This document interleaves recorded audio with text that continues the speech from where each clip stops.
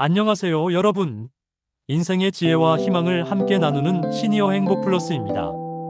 오늘은 여러분께 정말 가슴 아픈 이야기 하나를 전해드리려 합니다. 손주 돌잔치에 초대받아 설레는 마음으로 갔는데 구석자리에 앉으라고 하더니 결국 돌잡이도 못 보고 집에 가라는 말을 들으셨다면 여러분은 어떻게 하시겠습니까? 오늘 주인공 도영 할아버지는 올해 71을 맞이하셨습니다. 평생 성실하게 살아오시고 자식을 키우며 헌신하셨던 분입니다. 그런데 손주 돌잔치에서 겪은 일은 상상조차 할 수 없는 모욕이었습니다. 끝까지 함께 하신다면 도영 할아버지가 왜 결국 며느리와 아들을 집에서 내쫓았는지, 그리고 우리가 가족이라는 이름으로 지켜야 할 진짜 가치가 무엇인지 깨닫게 되실 것입니다. 지금 구독과 좋아요, 알림 설정도 함께 눌러주세요. 이 이야기를 놓치시면 정말 후회하실 것입니다. 그러면 지금부터 시작하겠습니다. 저는 올해로 71을 맞이한 최도영입니다. 지금도 아침이면 커피 한 잔을 내려 마시는 게 작은 낙입니다. 열어둔 창문으로 봄바람이 들어올 때 개나리 향이 코끝을 스치는 기분이 참 좋거든요. 산뜻한 공기가 방 안을 가득 채우면 그제야 봄이 왔음을 실감하게 됩니다. 어릴 때는 봄하면 새싹과 꽃향기가 떠올랐는데 이제는 무릎 관절이 덜 쑤신다는 생각부터 듭니다. 그래도 저는 봄이 참 좋아요. 나이가 들고 아내를 먼저 보내고 나니 가족이라는 존재가 더욱 애틋하게 느껴집니다. 아내가 세상을 떠난 지 벌써 5년이 지났습니다. 처음 1년은 정말 힘들었어요. 아침에 눈을 뜨면 옆자리가 비어있고 밥을 먹을 때도 혼자. 그 외로움이 얼마나 컸는지 모릅니다. 그래도 아들 현우가 가끔 전화해주고 손주 하늘이가 태어난 이후로는 삶의 활력이 다시 생겼습니다. 손주를 보는 것만으로도 가슴이 뿌듯하고 내가 아직 살아야 할 이유가 있구나 하는 생각이 들었어요. 특히 이번 따뜻한 봄에는 우리 집안에 큰 경사가 예정되어 있었습니다. 바로 손주 하늘이의 돌잔치입니다. 제가 아들을 늦게 낳은 편이라 제 손주가 돌잔치를 할 날이 오리라고는 상상도 못했습니다. 막상 그날이 다가오니 제 마음도 덩달아 들떠 있었죠. 손주를 위해서라면 뭐든 해주고 싶고 품에 안고만 있어도 에너지가 뿜어져 나오는 것 같았습니다. 저는 잔치가 열리는 연회장 위치도 미리 알아보고 교통편도 확인했습니다. 무엇보다 제가 제일 신경 쓴 건 손주에게 줄 선물입니다. 예전부터 손주 돌잔치에는 금반지를 준비하는 게 제일 좋다고 들었거든요. 그래서 한돈짜리 금반지를 예쁜 케이스에 넣어 준비했습니다. 금값이 예전보다 많이 올라서 처음엔 조금 망설였지만 손주의 첫돌 기념일에 제대로 마음을 표현하고 싶었어요. 드디어 손주 돌잔치 당일 아침이 되었습니다. 저는 평소보다 일찍 일어났어요. 가볍게 몸을 풀고 거울 앞에서 구두를 닦으면서 기분을 냈습니다. 양복 상하에 와이셔츠, 깔끔한 넥타이까지 챙겨 입으니 제법 그럴듯해 보이더군요.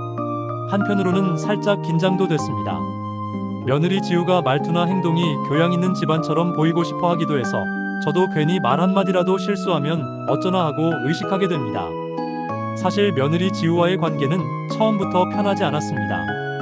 결혼 초기에 아들이 저를 집에 초대했을 때 지우는 겉으로는 웃으며 인사했지만 눈빛에서 뭔가 평가하는 듯한 느낌을 받았어요. 제가 사는 집이 작고 오래됐고 제 옷차림이 소박한 것을 보면서 실망한 표정이었어요. 특히 지우의 친정어머니, 즉 안사도는 더 심했어요. 처음 만났을 때부터 저를 위아래로 훑어보며 노골적으로 무시하는 기색이 역력했습니다. 저는 아들 결혼 과정에서 제가 아들에게 강남에 집 한 채를 증여했다는 사실 때문에 그들이 겉으로만 존중하는 척한다는 것을 알았습니다. 그들의 관심은 저의 노후가 아니라 오직 그 증여된 집에만 있었다는 것을요. 하지만 오늘은 손주의 돌잔치니까 그런 불편한 감정은 다 잊고 즐거운 모습만 보이려고 했습니다. 머리카락을 가볍게 빗고 거실에 나와보니 햇살이 무척 화사했습니다. 커피를 한 잔 내려 마시면서 잔잔히 휴식을 취했어요. 아들은 아버지, 제가 차로 모시러 갈게요. 라고 했지만 제가 워낙 성격이 급한 편이라 결국 조금 일찍 집을 나서게 됐습니다. 혹시라도 시내가 막히면 지각할까봐 지하철을 타고 가기로 했어요. 역 근처로 나가보니 봄빛이 가득한 거리에 나들이 객이 참 많더군요. 지하철에 올라타고 한세 정거장쯤 지나니 연회장이 있다는 역 근처에 도착했어요. 건물에 도착한 시각이 생각보다 일렀습니다. 아직 예약 시간이 훨씬 남아서 입구 쪽 카페에 잠시 자리를 잡았습니다. 한가하게 앉아 커피를 시키고 준비해온 금반지 상자를 살펴보면서 설렘과 기대감을 품었지요. 오래전 아이들이 어릴 때 가족이 함께 한복을 입고 사진을 찍던 순간들이 떠올랐습니다. 그때만 해도 아내가 옆에서 함께 준비해주니 저는 잔치의 재미를 제대로 맛보지 못했어요. 막상 이렇게 손주 돌잔치를 맞이하니 그 시절 아내가 얼마나 애썼을지 새삼 떠오르면서 그립기도 하고 미안한 마음도 생겼습니다. 시간을 확인하니 연회장 오픈까지 30분 정도 남아서 저는 서서히 카페를 나왔습니다. 엘리베이터를 타고 올라가니 예쁘게 장식된 현수막과 풍선들이 복도에 늘어져 있었습니다. 연회장에 가까워지자 문이 활짝 열려있고 진행요원들이 세팅하는 모습이 보였습니다. 빈 좌석이 많은 것을 보니 제가 정말 빨리 온 모양이었습니다. 저는 진행요원에게 여기 최현우 가족 돌잔치 맞나요? 하고 물었고 그 직원이 친절히 안내해 주었습니다.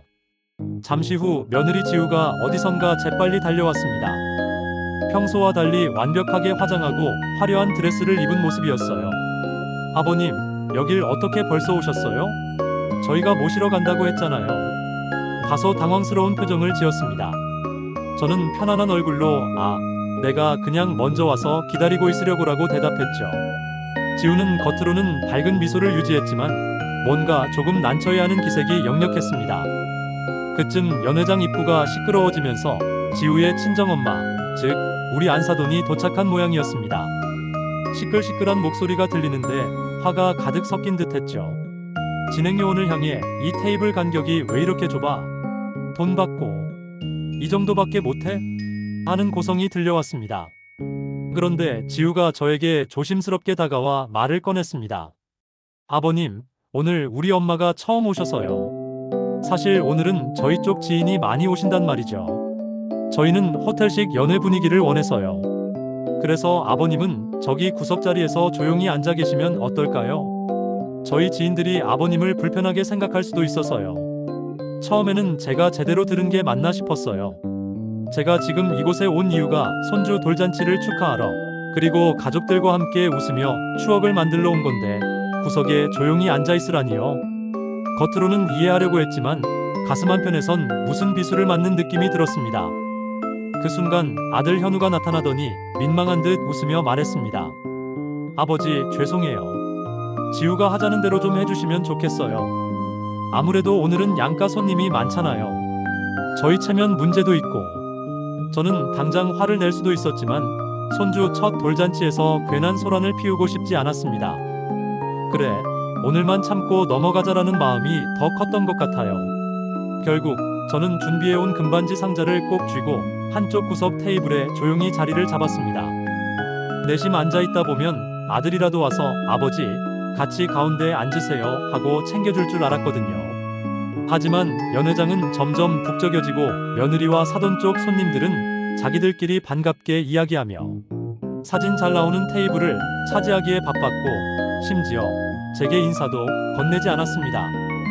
아들도 친척들을 챙긴다고 왔다 갔다 했지만 저를 돌아보지는 못했습니다. 그렇게 모르는 사람들 사이에서 저는 제 손주의 돌상과 잔치 분위기를 멀리서 지켜봐야 했습니다. 들뜬 음악이 나오고 머리 위 풍선은 오색 빛깔로 예쁘게 떠다니는데 제 마음은 오히려 무거워지기만 했어요. 이게 정말 가족 행사인지 제가 여기에 왜 와 있는 건지 잠시 혼란스러워졌습니다. 처음에 준비했던 설렘과 기대감이 점차 실망과 서러움으로 변해가는 것을 느끼면서도 저는 애써 다른 사람들과 눈이 마주치지 않게 고개를 숙이고 있었습니다. 며느리는 돌잔치 의상을 갈아입고 사돈 쪽 친척들은 서로 수다를 떨며 과시하듯 목소리를 높였습니다. 구석자리에 앉은 저를 본 사람은 별로 없었던 것 같아요. 저는 그냥 궁색하게 앉아 멀찍이 우리 손주만 바라봤습니다. 그래도 우리 손주는 건강하게 잘 자랐지 하고 스스로 위로했지만 마음 한구석이 자꾸 시리고 쓰렸습니다. 어느덧 연회장에 많은 사람이 제법 차올랐고 직원들도 서빙이며 안내에 분주해지기 시작했습니다. 손님들은 대체로 며느리 측 인사가 많았어요. 며느리 지우의 대학 동창, 회사 동료 같은 사람들도 왔고 지우 친정엄마의 지인들도 있었습니다. 어쩐 일인지 우리 쪽 친척들은 별로 안 보이더군요. 아마 현우가 따로 연락을 못 돌렸거나 아니면 지인들이 다른 일정이 있는지 참석하지 않은 모양이었습니다. 그 사돈이라는 분은 홀 한가운데를 거의 휘젓고 다녔습니다. 연회장 직원에게 시종일관 트집을 잡으며 테이블 간격부터 음식 메뉴, 사진 촬영 일정까지 사소한 부분을 계속 지적했습니다. 저기 조명은 왜 이렇게 어둡지? 사진 찍으면 얼굴이 어둡게 보일 텐데. 이 돌잔치에 돈이 얼마나 들어갔는데 이 정도 수준밖에 안 나오면 어떡해? 직원들도 곤란한 표정이었지만 손님이 정색하고 따지니 함부로 대꾸하지 못하고 계속 고개만 숙이더라고요. 저도 듣다 못해 계속 신경이 쓰였습니다. 사돈은 본인 체면이 중요한 건지 큰 목소리로 윽박지르는 기색이었습니다. 그러면서도 며느리 지우에게는 그래도 우리 딸이 잘해줬다라며 애틋하게 대하고 지인들 앞에서는 우리 사위가 이 집안에서 얼마나 귀하게 자란 사람인지 몰라요. 같은 모순된 말을 하곤 했습니다. 드디어 돌잔치의 하이라이트인 가족사진 촬영 시간이 왔습니다. 아기와 부모 그리고 양가 가족이 함께 사진을 찍는 거였는데요. 저는 솔직히 처음에 나도 함께 찍겠지 하고 생각했어요. 보통 할아버지도 당연히 불러서 사진을 찍는 게 정상 아닌가요? 그런데 진행 요원이 이제 양가 가족 다 같이 찍을까요? 하는데도 며느리와 아들은 딱히 제게 오라고 하지 않는 것입니다. 사돈 쪽 친척들은 이미 단체로 나와서 자세를 취하고 있었습니다. 저는 그 모습을 보고 마음이 더더욱 답답했습니다. 구석에서 이제는 내가 먼저 나가야 하나 하고 고민하는데 그때 제 첫째 딸이 연회장 문을 열고 들어섰습니다. 우리 첫째 딸은 성격이 아주 솔직하고 담백해요. 마음이 넓고 긍정적인 힘을 주는 면이 있어서 제가 늘 믿고 의지하는 편입니다. 딸아이가 들어오자마자 연회장 분위기를 휙 둘러보더니 금세 제 쪽을 발견하고는 눈이 확 커지더군요. 그리고 제게 달려오면서 아빠 여기 계셨어요? 이게 대체 뭐예요? 왜 아빠가 구석에 혼자 앉아 있어요? 하고 묻는데 그 목소리가 참 묘하게 듬직했습니다. 저는 괜히 한숨을 쉬며 뭐 그렇게 됐구나 하고 얼버무렸죠. 첫째 딸은 제 상태를 파악하더니 이내 얼굴이 굳어졌습니다. 그 애는 저랑 몇 마디 나누기도 전에 벌써 이 상황이 어떻게 굴러가고 있는지 눈치를 챈 거죠. 그러고는 곧장 아들을 찾아갔습니다. 현우야, 이게 뭐야? 아빠가 왜 저기 혼자 구석에 앉아 계시냐고. 너희들 돌잔치에 초대해놓고 제대로 인사라도 드렸어? 아들은 주눅든 얼굴을 하고 주변 눈치를 살피며 작게 중얼댔습니다. 누나, 나도 미안해. 그런데 오늘 지우랑 장모님이 워낙 정신이 없어서 아버지를 모시기도 좀 그렇고 아버지가 워낙 소탈하시니까 괜찮을 줄 알았지. 그러자 첫째 딸이 참지 못하고 더 큰 목소리로 받아쳤습니다. 무슨 헛소리야? 아빠가 남이냐고. 돌잔치면 뭐 부모 형제 다 같이 즐겁게 하는 게 당연한 거 아니니? 아버지한테 집 받은 거 없었으면 이런 식으로 대접했겠니? 그 순간 며느리 지우가 모습을 드러냈습니다. 등 뒤로는 사돈이 서 있었고요. 지우는 첫째 딸을 보더니 억지 미소를 지으며 어머, 형님, 이거 돌잔치 자리잖아요. 다들 보는데 왜 이렇게 목소리를 높이세요? 하고 말했습니다. 첫째 딸은 더 화가 난 기색이었습니다. 옳게, 이런 식으로 어른을 구석에 내팽개치는 게 더 민망하지 않아? 제정신이면 이럴 수 없지. 우리 아빠가 무슨 허수아비야? 지우는 순간 흠칫하더니 사돈 쪽 눈치를 보는 듯 머뭇거렸습니다. 사돈은 듣자마자 아니, 왜 이 집 딸내미가 날카롭게 구는데? 자기네 아버지가 미리 자리를 잡고 계셨는데 뭐가 문제라는 건가? 오늘 우리 쪽 손님이 메인이잖아 하며 맞받아쳤습니다. 첫째 딸은 당당하게 말했죠. 하지만 저희 아빠가 오셨어도 모른 척 한다면서요? 아빠가 구석에서 그냥 앉아있는 꼴이 좋아 보입니까? 사돈 집안 어르신이라고 저희 아빠는 홀대해도 되는 건가요? 사돈은 그 말을 듣고 기분이 상했는지 아니, 애초에 인사도 없으시더구먼. 내가 괜히 그렇게 말한 것도 아니잖아. 나도 행사 주인 측으로서 분명히 해둘 건 해야죠. 아무래도 격이 다른 집안끼리 엮이니 이런 일이 생기네 하며 성을 냈습니다. 그러자 첫째 딸이 콕 찌르듯 말했어요. 행사 주인이요? 여기 돌잔치 주인은 제 조카이고 그 부모가 제 동생 부부이고 우리 아버지도 당연히 주인 측이에요. 그런데 왜 사돈 마님은 자기네만 주인이라고 말씀하세요? 그 순간 주위 사람들이 웅성대기 시작했습니다. 아들은 어쩔 줄 몰라 하고 며느리는 사돈 뒤에 서서 어떻게든 상황을 수습하려고만 했습니다. 하지만 첫째 딸은 한 번 화가 나면 쉽게 물러서지 않는 성격이라 계속 추궁을 이어갔습니다. 예, 결국 이렇게까지 됐는데도 제대로 대답 못해? 우리 아빠가 어떤 사람인데 이런 대접을 받아야 하냐고. 아들은 한없이 작아진 채 미안해, 누나 하며 우물쭈물했습니다. 그러자 지우가 큰 소리로 왜 다들 우리 쪽만 탓하냐고요? 저도 지금 정신이 없었어요 라고 변명했습니다. 그러다 안사돈이 못마땅한 듯 팔을 휘저으며 말했습니다. 아휴, 내가 이래서 결혼은 같은 급의 집안이 해야 한다고 하는 거야. 도대체 우리가 언제 이렇게 홀대한 거냐고. 듣고 있던 딸아이가 순간 얼굴이 벌개졌습니다. 저 말은 완전히 너희 집안은 우리 집안 급이 안 된다 라는 식으로 들렸거든요. 결국 저도 가만히 있을 수만은 없었습니다. 저는 자리에서 조용히 일어났어요. 그리고 마음속에서 치밀어 오르는 화를 애써 누르며 다들 일단 손주 돌잔치 중이니 조금만 진정하자라는 말을 했습니다. 그러자 첫째 딸이 씩씩거리면서도 제 말에 따라 일단은 입을 다물었지요. 하지만 이미 그곳에 있던 사람들은 모두 이 작은 소동을 지켜본 터라 공연히 분위기가 험악해졌습니다. 그런데 그때였습니다. 며느리 지우가 진행요원에게 뭔가 귀띔을 하더니 진행요원이 저에게 다가왔습니다. 죄송합니다만 할아버님, 지금 분위기가 좀 어수선해서 그러는데요. 가족 측에서 할아버님께서 먼저 집에 가시는 게 어떻겠냐고 말씀하십니다. 그 순간 제 귀를 의심했습니다. 뭐라고? 돌잡이도 안 했는데 지금 나보고 집에 가라고. 저는 진행요원을 지나 며느리와 아들을 바라보았습니다. 아들은 고개를 돌리고 며느리는 사돈과 눈을 마주치며 뭔가 확인하는 표정이었습니다. 그제야 깨달았습니다. 이건 실수가 아니라 고의적이라는 것을 말입니다. 저는 천천히 일어섰습니다. 가슴속에서 뜨거운 무언가가 치밀어 올랐지만 차라리 차갑게 식혀버리기로 했습니다. 알겠습니다. 제가 나가겠습니다. 첫째 딸이 깜짝 놀라 아빠, 왜요? 왜 아빠가 나가야 해요? 라고 소리쳤지만 저는 딸의 어깨를 잡고 조용히 말했습니다. 괜찮다. 아빠는 이제 할 일을 다 했어. 너도 나중에 나오너라. 저는 연회장을 나왔습니다. 복도에 나서자 아까 봤던 봄꽃 장식이 여전히 예쁘게 걸려 있었지만 이제는 그게 눈에 들어오지 않았습니다. 엘리베이터를 타고 내려오면서 저는 제 인생을 돌아봤습니다. 평생 성실하게 살았습니다.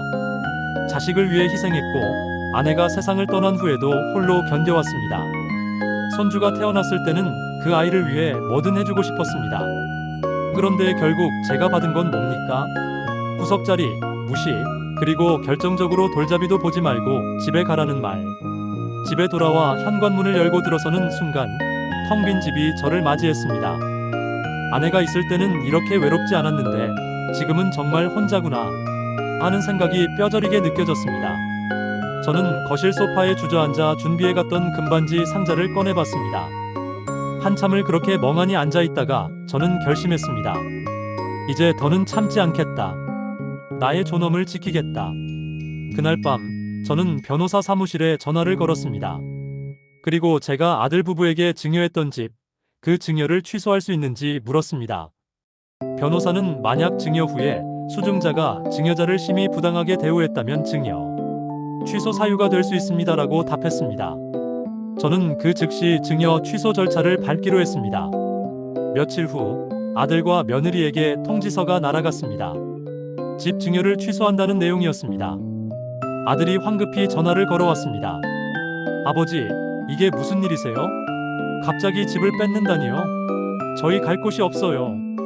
저는 차분하게 말했습니다. 내가 돌잔치 날 나한테 뭐라고 했는지 기억하니? 구석에 앉으라고 했고 결국엔 돌잡이도 못 보게 집에 가라고 했잖니. 그게 자식이 아버지한테 할 짓이냐? 그건 지우랑 장모님이 워낙. 변명하지 마라. 내가 남편이고 아버지면 내 아버지를 지켰어야지. 그런데 넌 아무것도 안 했잖아. 너는 가족의 사랑보다 눈치와 체면을 택했어. 전화 저편에서 며느리 목소리가 들렸습니다. 아버님, 저희가 잘못했어요. 다시 한번 기회를. 집은 저희 전 재산이나 마찬가지예요. 저는 단호하게 말했습니다. 기회는 이미 주었다. 돌잔치 날이 마지막 기회였어.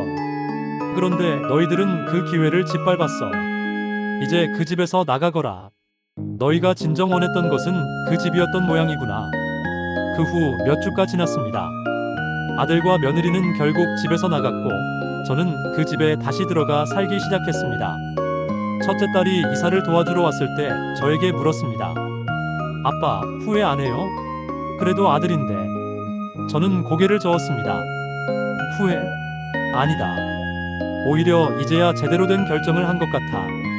가족이라는 이름으로 무시당하고 모욕당하면서까지 참고 살 필요는 없어. 아빠는 너의 존중만으로도 충분하다. 딸은 제 손을 꼭 잡았습니다. 아빠 잘하셨어요. 아빠는 존중받을 자격이 있어요. 그날 밤 저는 창문을 열고 봄바람을 맞으며 커피를 마셨습니다. 여전히 개나리 향이 은은하게 코끝을 스치고 방 안은 따뜻한 공기가 흘렀습니다. 아, 이제야 진짜 봄이 온 것 같네. 저는 깨달았습니다. 진짜 가족은 혈육이라는 이름이 아니라 서로를 존중하고 사랑하는 마음에서 시작된다는 것을 말입니다. 그리고 때로는 떠나보내는 것도 용기라는 것을 말입니다. 손주 하늘이를 이제 만나지 못할지도 모릅니다. 그게 가장 가슴 아픈 일입니다. 하지만 저는 제 존엄을 지켰습니다. 나이가 들었다고 부모라고 할아버지라고 무시당하고 모욕당해도 되는 건 아닙니다. 우리 시니어 여러분, 기억하세요. 당신은 존중받을 자격이 있습니다. 당신이 살아온 세월, 당신이 쏟아부은 사랑, 그 모든 것이 존중받아야 마땅합니다. 오늘 도영 할아버지의 이야기를 들으시며 어떤 생각이 드셨나요? 가슴이 아프면서도 한편으로는 통쾌하지 않으셨나요? 우리는 평생 가족을 위해 헌신하며 살아왔습니다. 하지만 그 헌신이 당연하게 여겨지고 심지어 무시당하는 순간이 온다면 우리는 어떻게 해야 할까요? 도영 할아버지는 보여주셨습니다. 때로는 단호한 결단이 필요하다는 것을 말입니다. 여러분의 존엄을 지키세요.